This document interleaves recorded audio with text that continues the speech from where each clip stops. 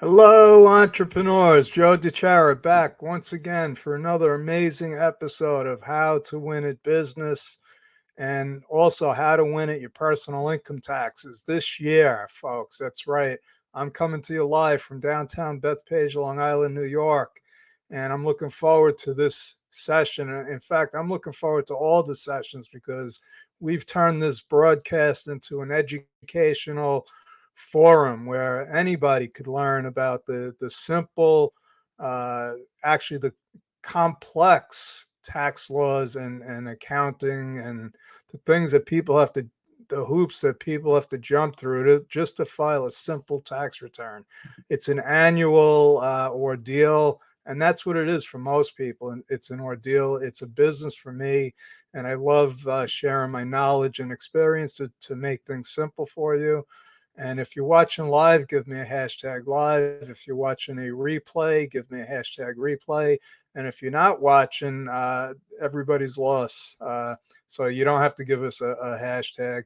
But if anything I say resonates with you, please feel free to book a chat with me. Please don't book a chat to get to know me. You can do that by going to Mastermind with Joe every Friday at 11:30 a.m. Eastern Standard Time. We meet, we play games, we give away prizes, we network, we learn, and we share. Uh, okay, thank you, Facebook user. This is what we just got. Listen, and yes. Anyway, thank you. I don't know who you are, but if you put a question in the chat, I will always answer it. Let's get rid of this annoying thing and let's get right to it. One thing that uh, people don't uh, like is going to the dentist. Another thing that people don't like is getting their taxes prepared. If you like getting your taxes prepared, call me, contact me. I might have a job for you.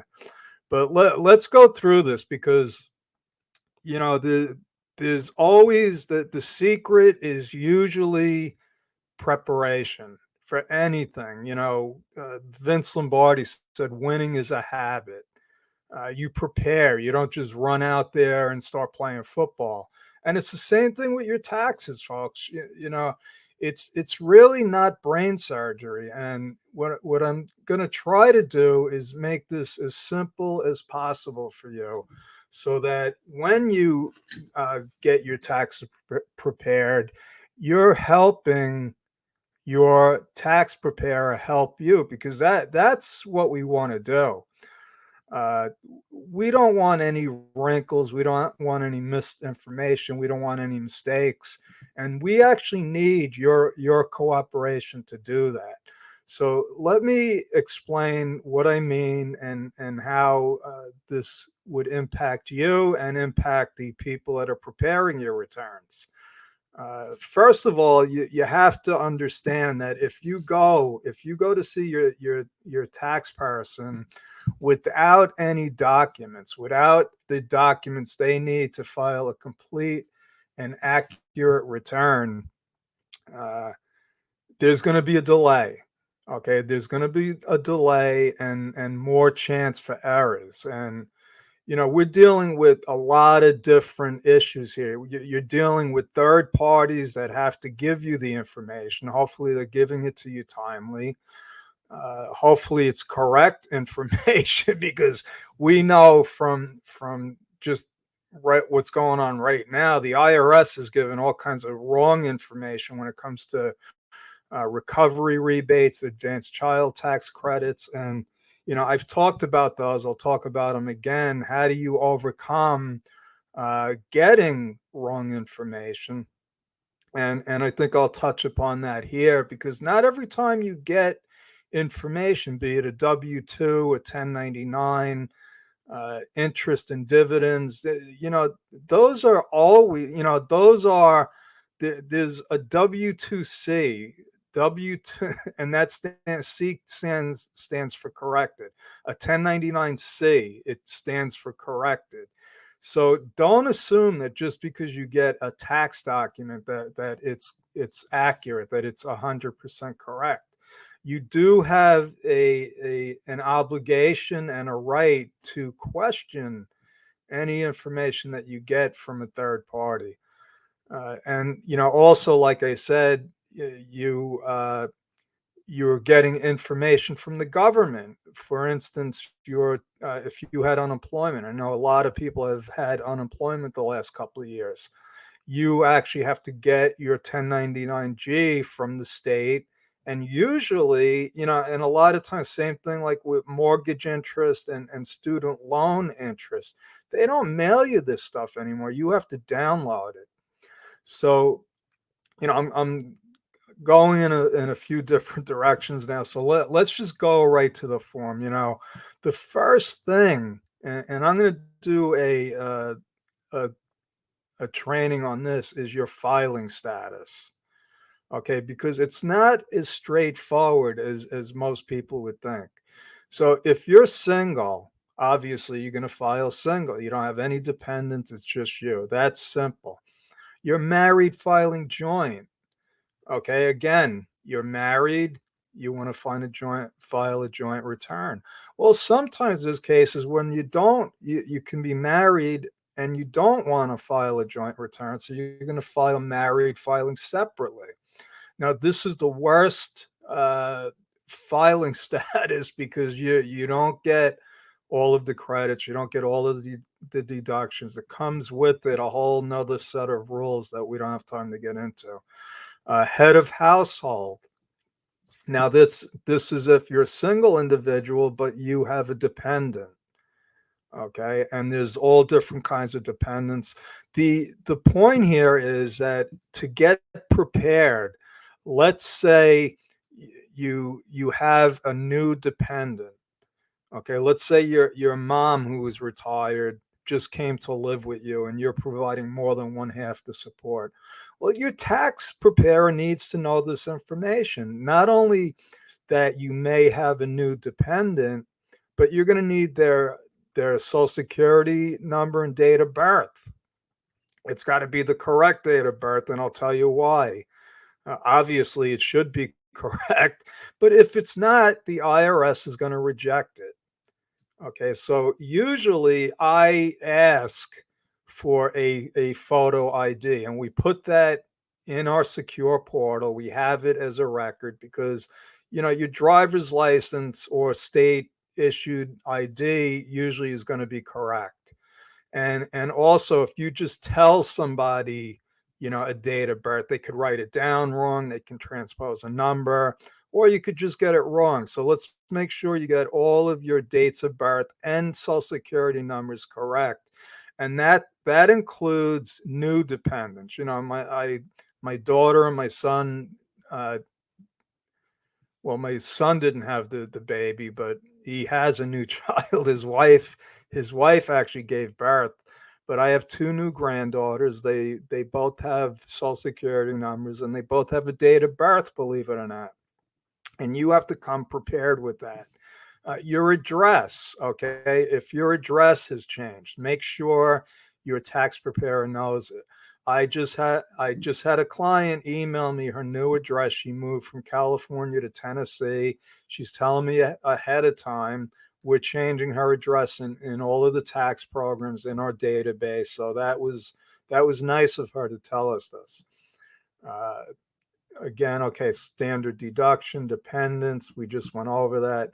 Wages, line one. Okay, make sure you have all of your wages. If you left a job, you got to let your person know. If you got a new job, you got to let them know. If you don't have a W-2 from a job that you worked at, call your employer.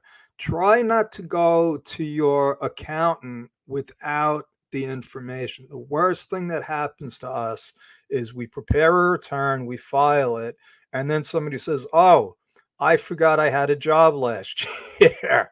And it happens. But if you take the time to think about it, and the best way to do this is you take out last year's return.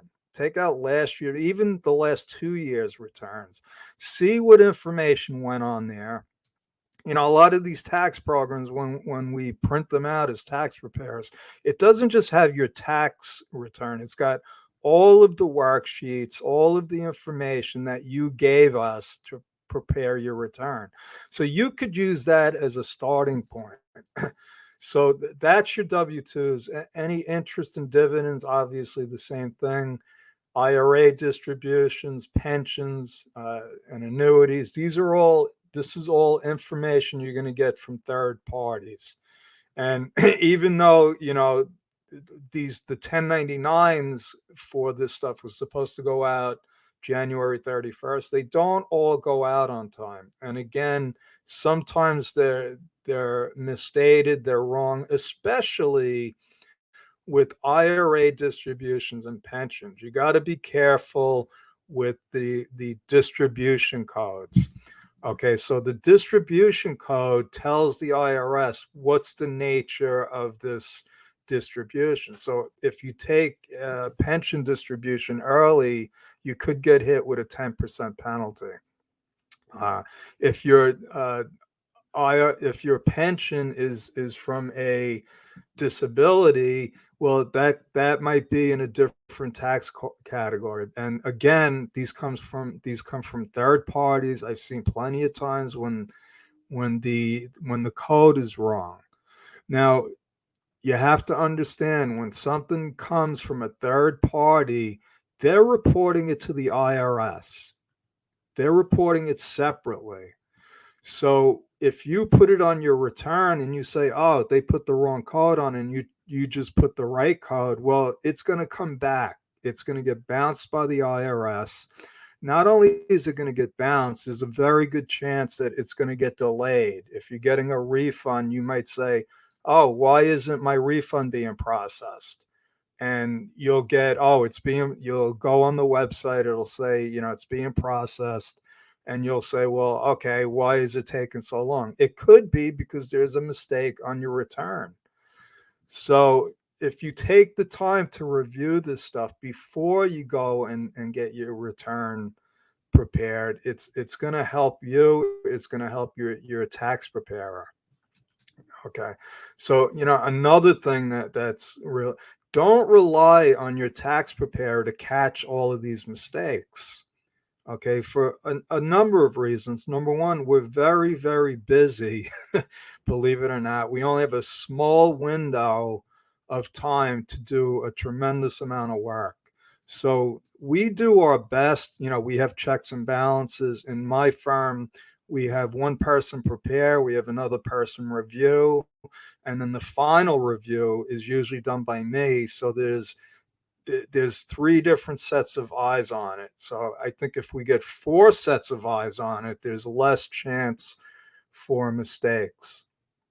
Okay, again, Social Security benefits. If you're a new recipient, make sure that you get and it's important to get the forms. Okay, I don't like when clients just send me handwritten uh, information about, oh, they took all the, and it's it's it could be helpful for you to write this stuff out, but it's terrible to do a tax return from handwritten notes. And a big part of that reason is you don't know that a lot of information from those third parties have to be inputted into the tax return. For instance, the W-2s. It's not just the wages and the withholding. You got to put the employer's name, address, ID number. Same thing with interest and penalties, pensions. It's got to match up to the IRS completely. And if it doesn't, it's again, it could get rejected. Okay, other income could be a lot of stuff. I'm not going to go into details. Uh, Charitable deductions. Don't expect your tax preparer to just put down a number. Okay, you got to tell them. Okay, so that's page one. Page two is a lot of just calculations. Now, what would be good is you add up, okay, so over here you could see federal income taxes withheld. So now if somebody else was doing my return, what I would do is make my own schedules, okay? And before the return is filed, what we do is, so here's the procedure. So, and I'm going to get rid of this for now. So, what the procedure is this: we get the information, we review it. If there's something obviously missing, we're going to ask the client for it. Okay, so again, if there's something missing, it upsets the process. If we get everything that we're expecting, it's going to be a lot easier for us to do our job. Okay. So once we prepare the return, like I said, in my firm, we have two sets of reviews. There's a preparer, somebody reviews the data. Okay. Because it's easy to, either miss data or transpose a number, leave a number off. So we try to minimize the mistakes by doing that. And then there's a final review where the final reviewer will take a broad look at it and just compare it to last year, make sure there's nothing obvious, make sure that we're taking full advantage of all the deductions and credits, which is another thing I almost forgot, the credits. So like, let's say you bought a vehicle that an electric vehicle that might qualify for a tax credit. Maybe you put a fuel efficient oil burner in your house. Maybe you put solar panels on. But we don't just know this stuff. Even if we're friends of you, if you're family, don't assume that we know. Oh yeah, they put the solar panels up. I got to call them and say, we got to know the amount.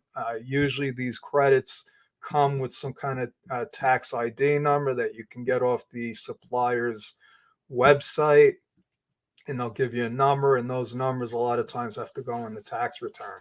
And I'm saying a lot of times because a lot of times this is a moving target. They change the rules, they change the requirements, and then you have the state requirements, which is a whole nother ball of wax.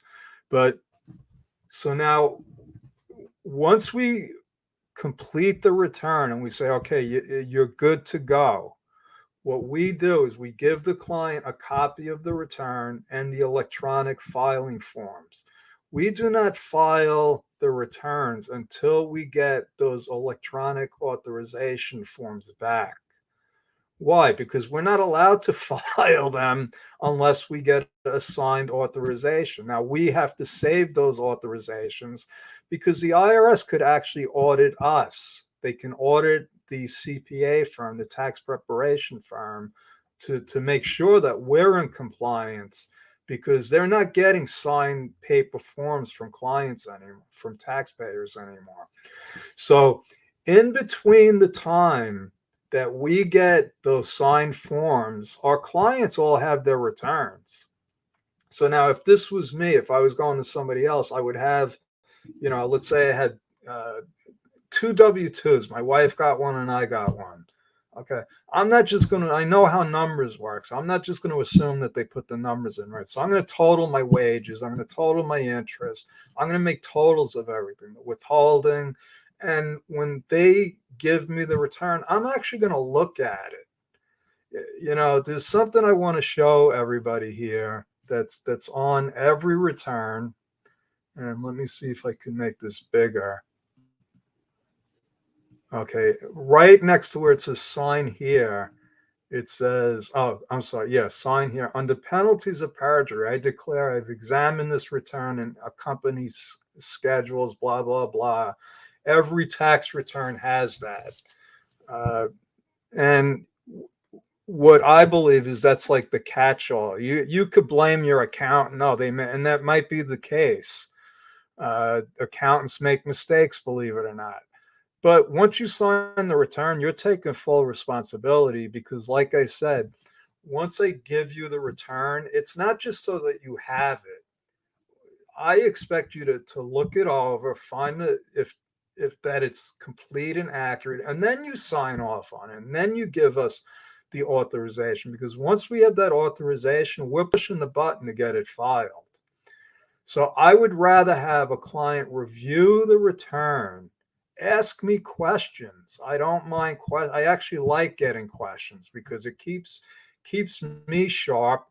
A lot of time I get questions that I don't know, and I'll say I don't know about that, and maybe they found a deduction that I didn't know about. I missed it. It could be a lot of different things.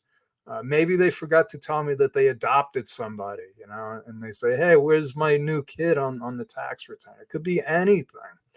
But I would much rather them come back to me and say, "Hey, there's a mistake on my return. I'd appreciate if you could correct this before we file it." Because once it's filed and then you come back to us and say, "Oh, I forgot to give you this W-2." Well, we got to do a whole nother, we got to prepare it again. We don't have to prepare the whole return, but now that's another return. We got to spend time and energy. And usually if it's not our mistake, we're going to bill the client because we're in a business too, believe it or not. And it might not even be your mistake, but again, that's why I'm doing this training, because I believe that most people do not take the time to review their information, to prepare for getting their taxes prepared. So that's my story. I'm sticking with it. God bless. Over and out. Again, I appreciate everybody that put, that said hi to me in the chat. If you have any questions, please feel free to put them in the chat. And I always get back, whether it's on Facebook or YouTube. Again, I'd like to invite anybody to come to Mastermind with Joe. It's a business mastermind. We learn from each other. We network. We play games. And you should go to my website. We're always putting up new tools, resources, information for you, the small business owner. If you're just interested in learning about taxes, about business, go to my site. And last but not least, if you need some direction, go to timewithjoe.com, and I'll be more than happy to spend some time with you and hopefully help you in your quest to dodge the bullets and get your information in there and processed so that you can look forward to next year filing your taxes. All right, over and out. I